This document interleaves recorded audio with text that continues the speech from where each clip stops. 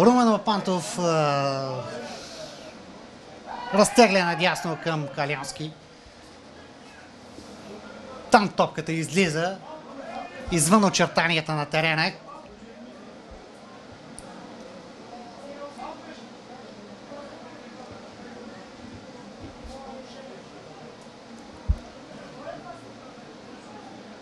Точно така, топката излиза извън очертанията на терена в ъглов удар, който ще изпълнява дежурният изпълнител на статични положения Христо Кирев.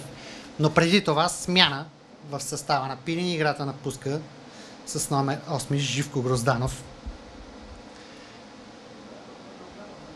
И в игра с номер 77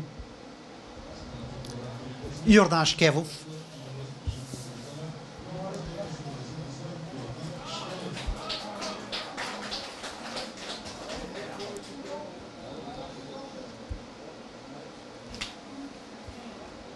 Центриране на Христо Кирев. Там Георги Самокишев отново с глава. Но топката попада в ръцете на вратаря Гьорев. Не беше толкова прецизен този път Самокишев. Но може би и подаването не беше толкова прецизно. Сега Самокишев открадна топката. Христо Кирев извежда в наказателното поле от границата на наказателното поле. Христо Кирев слаб удар с десния крак. Не затрудни особено вратарят на Рилски спортист.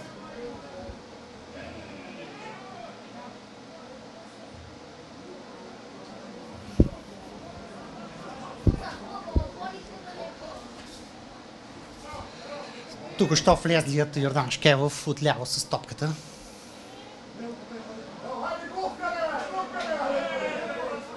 Влиза в центъра на терена. Подаване към Румен Лапантов. Той разтегля надясно към Христо Кирев. Центриране защитник на гостите. Изчисти топката в центъра на терена. Там Иван Спахиев играе с нея. Сега Христо Кирев отдясно опит за центриране. Там топката попада от Христо Кирев, но съдията преди това е отсъдил нарушение срещу защитник на гостите. И ще последва пряк свободен удар за Рилски спортист.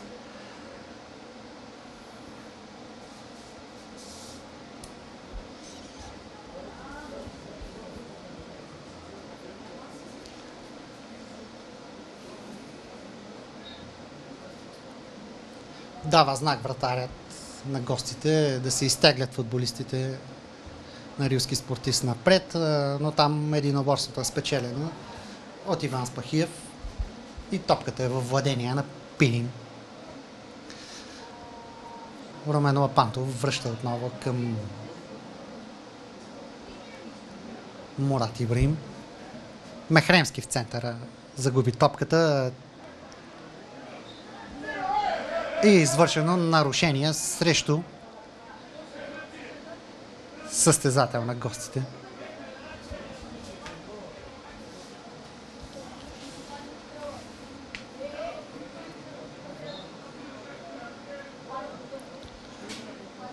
Това е Ненков, а нарушението ще изпълни Захариев. Центриране пред наказателното поле.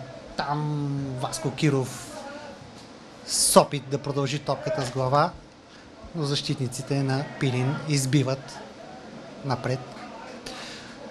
Отново нарушение, отново на същото място и отново извършено срещу Ненков.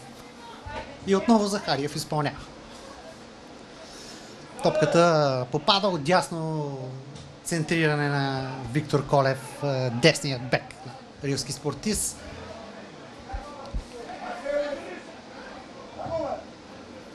По-съобразителни там са защитниците на Пилин и не се стига до нищо опасно за вратаря Янев.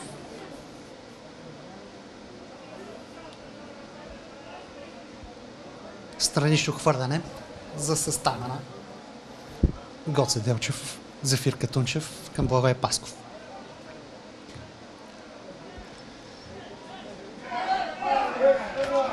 Благой Пасков с дебют за състава на Пирин Гоце Делчев, след като в първият кръг Благой Пасков сега изведен в наказателното поле.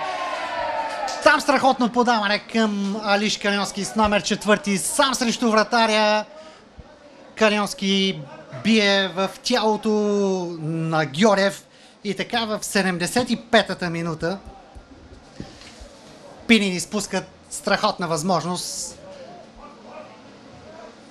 да увеличат преднината си в своя полза. Така 15 минути преди края на срещата резултатът е 2-1. През първото полувреме Георги Самокишев откри резултата в 17-та минута. 2-0 направи Мурат Ибрим в 58-та. И 2 минути след това, веднага в 60-та минута, Аврамов върна един гол за рилски спортист. Сега отляво центриране в наказателното поле на Пирин, много неточно.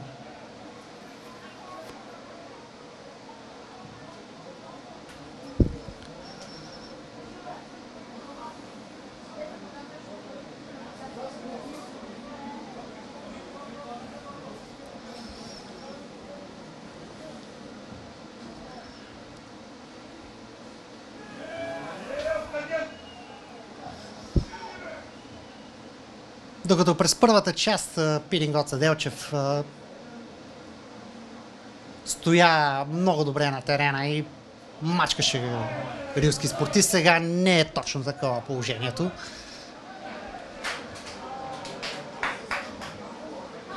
Калионски с опасен удар, който минава на сантиметри от страничния стълб.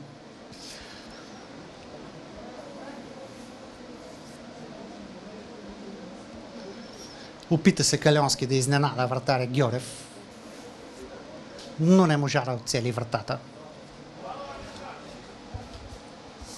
При по-точен удар може би резултатът щеше да бъде 3-1. Втора възможност за Калионски в рамките само на няколко минути.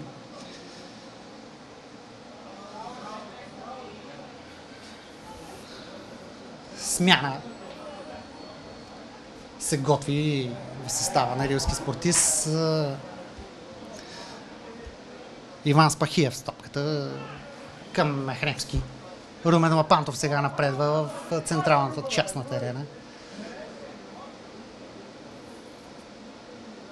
Двойно подаване. Румен Лапантов, центриране по земята. Успоредно на гол линията, но там няма играч на Пирин, който да играе с топката и да я вкара във вратата.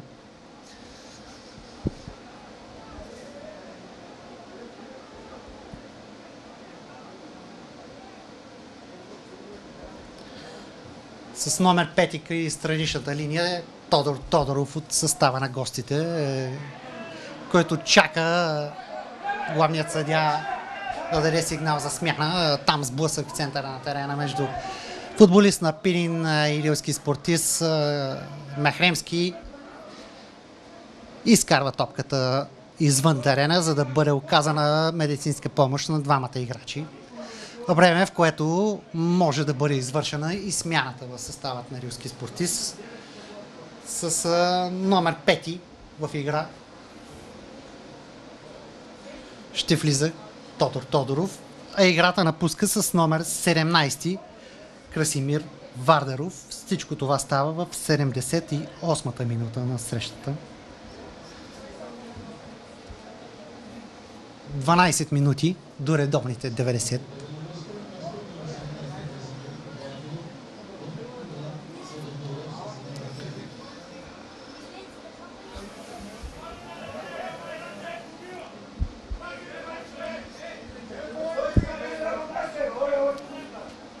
Така двамата треньори до края на срещата имат право на по още една смяна.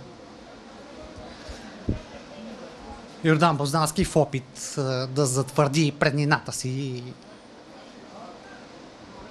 и да запише по-убедителна победа, докато старши треньорът на гостите Петър Аджов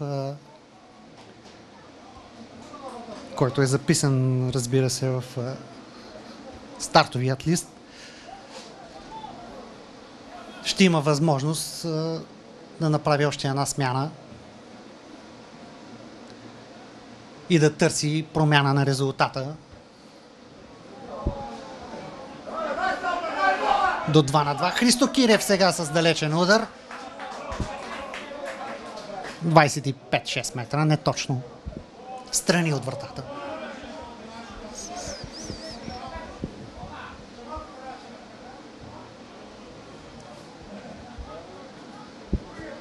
Благой Пасков към Румен Лапантов. Отляво е Мехремски. Мехремски в центъра. Благой Пасков там, футболист на Рилски спортист.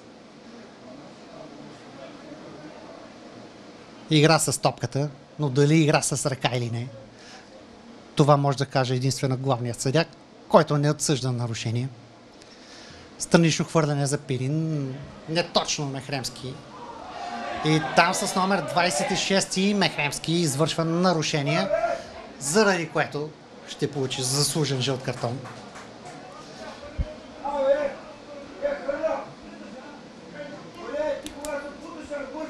Жълт картон за състезателят на Пирин в 81-та минута.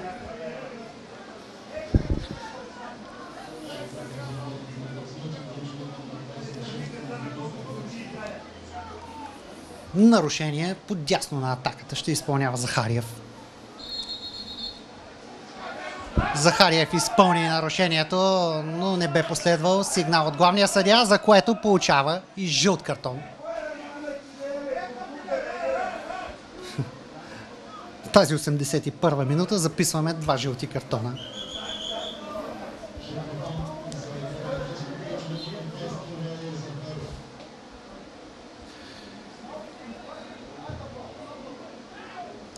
Центриране в наказателното поле на Пирин. Там по-съобразителни са играчите на Гоце Делчевци.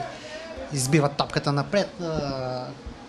Там отдясно попада Васко Киров, центриране в ръцете на Костадин Янев. Костадин Янев през ръка хвърля топката към Благой Пасков. Извежда го напред. Благой Пасков най-съобразителен към Румен Лапантов. Сам срещу вратаря! И там защитник на гостите избива топката от гол линията. Румен Лапантов покрай вратаря, но късметът бе на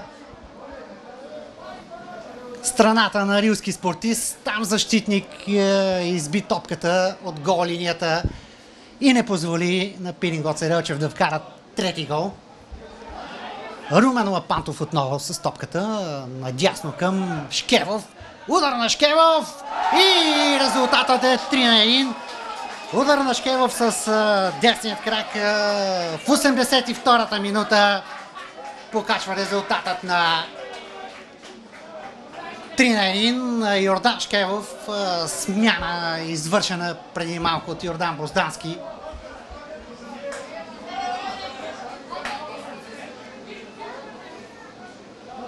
Смяна, която почти реши матча.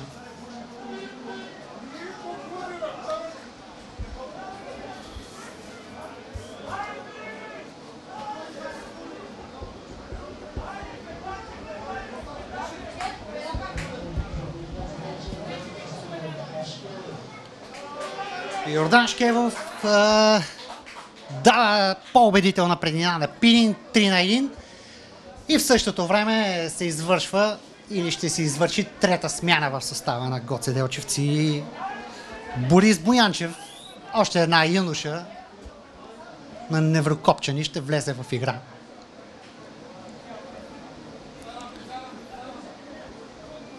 Борис Боянчев също записа мачове в А-група.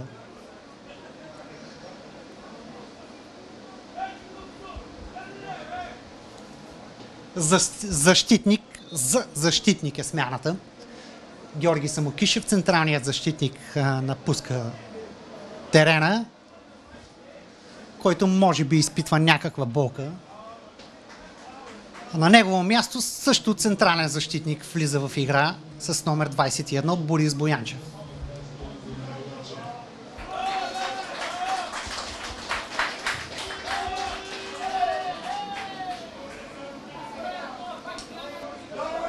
Авторът на първият гол, Георги Самокишев, напуска под овациите на публиката. Около 300-400 зрители на градския стадион Гоце Делчев за първият домакински матч на Пирин Гоце Делчев в Югозападна футболна група. Матч, в който Пирин е на път да спечели 3 точки. И след точката спечелена в Петрич да събере сбор от 4 точки.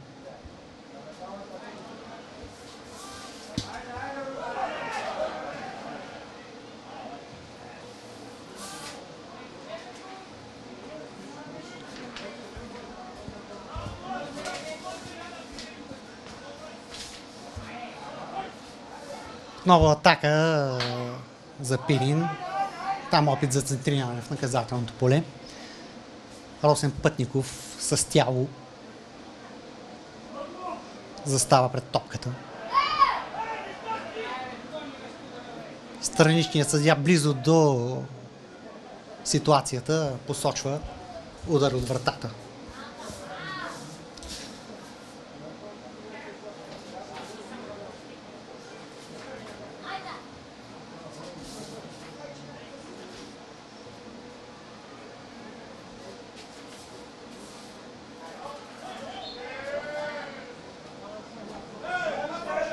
Нарушение в полза на домакините. Там на тревата лежи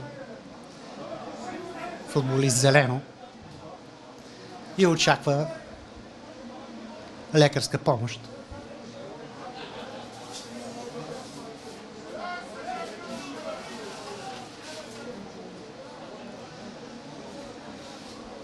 По-малко от 5 минути до редовните 90. По-малко от 5 минути до края на срещата. Вече и по-малко от 4.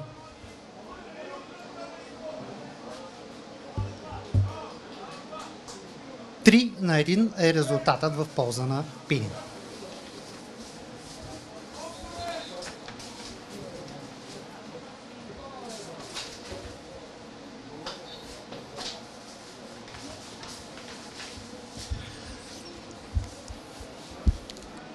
Съставът на Пирин Гоце Делчев, който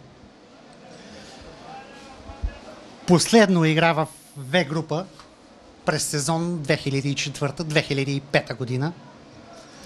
От тогава насам до момента Пирин неотлъчно играе в професионалния футбол, като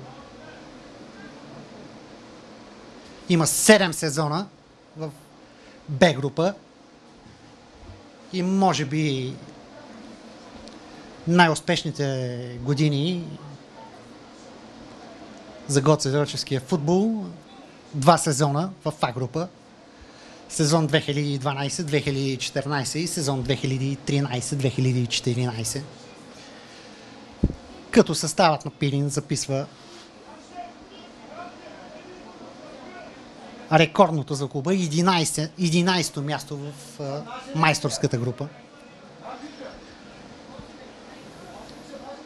Ако съпоставиме двата отбора, Рилски спортист също с 2 сезона в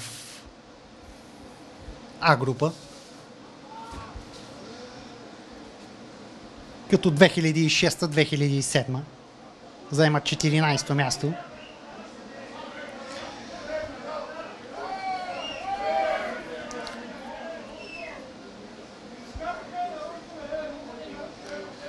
Като върхово постижение на клуба от курортния град.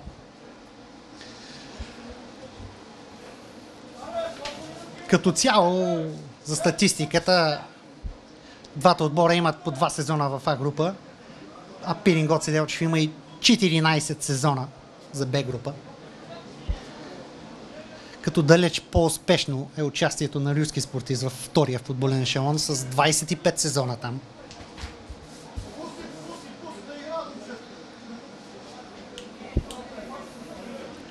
Отново лекарът оказва медицинска помощ на футболист на Гоце Делчевци.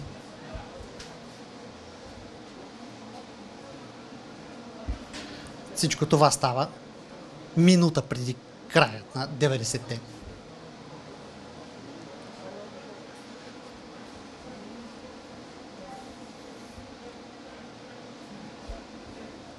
Ибрахим Мехремски е футболистът, който получаваше тази медицинска помощ.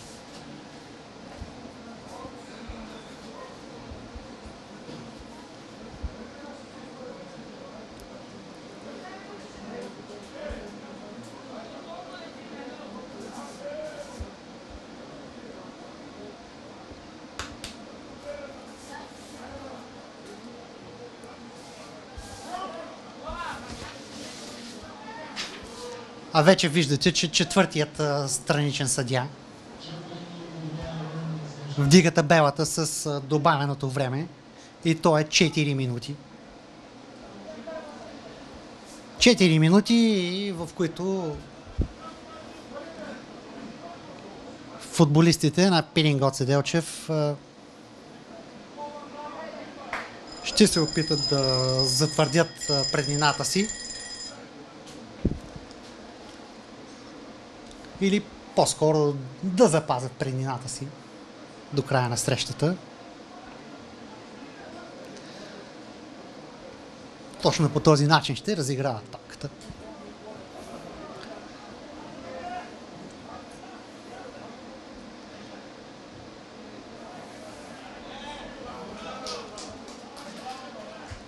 Разиграване, което завършва с странично хвърляне за рилски спортист. С номер 5 Тодор Тодоров изпълни странично хвърляне. Сега атака за Пирин отляво. Топката е върната назад към Румен Лапантов. Той навлиза към центъра, към Христо Кирев. Удар на Христо Кирев много неточно.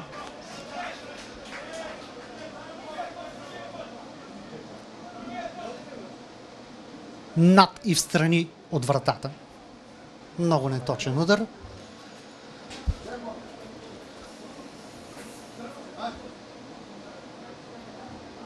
Христо Кирев е едно от новите попълнения в състава на Пирин, юноша на Литекс Ловеч. Иначе родом от Гоце Делчев.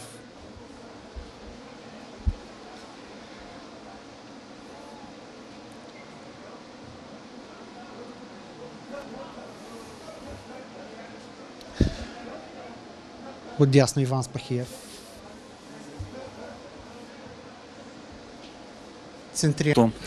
На този 16-ти на финал от турнира за Купата на България.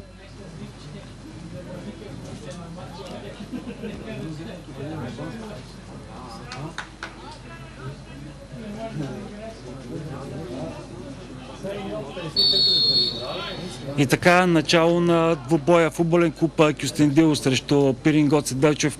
Ето и съставите на двата отбора. Гостите от Гоце Делчев на вратата с номер 33 е Костадин Янев и пред него с втори номер Зефир Катунчев, с 7 Мариан Ловков, с 8 Живко Грозданов, с 14 номер е Георги Самокишев, с 15 Христо Кирев, с 18 Румен Лапантов, с 21 Борис Боянчев, с 23 Мурат Ибрахим, с 30 Иван Спахиев и с 77 Йордан Шкевов. На резервната скамейка на тимът от Гоце Делчев са следните футболисти. С 59 номер е Николай Шоколаров, с 4 Алиш Кольонски, с 6 Ибрахим Алим, с 9 Георги Сладков, с 16 Красимир Беков и с 26 Ибраим Мехамерски.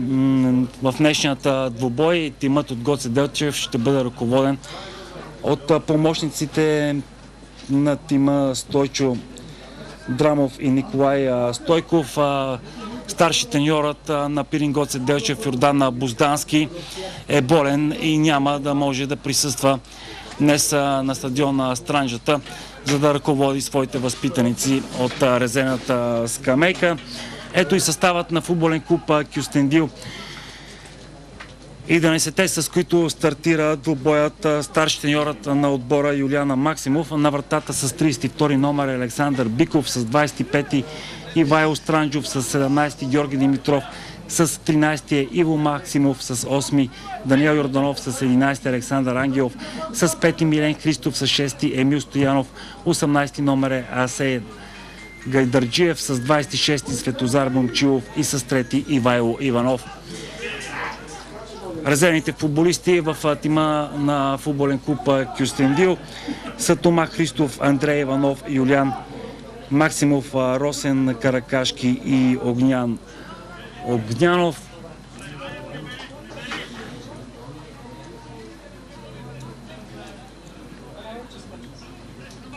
Иначе отборът на Пирин Гоце Делчев и ще има леко предимство в двобоя, предвид това, че вече записа две официални срещи след старта на първенството в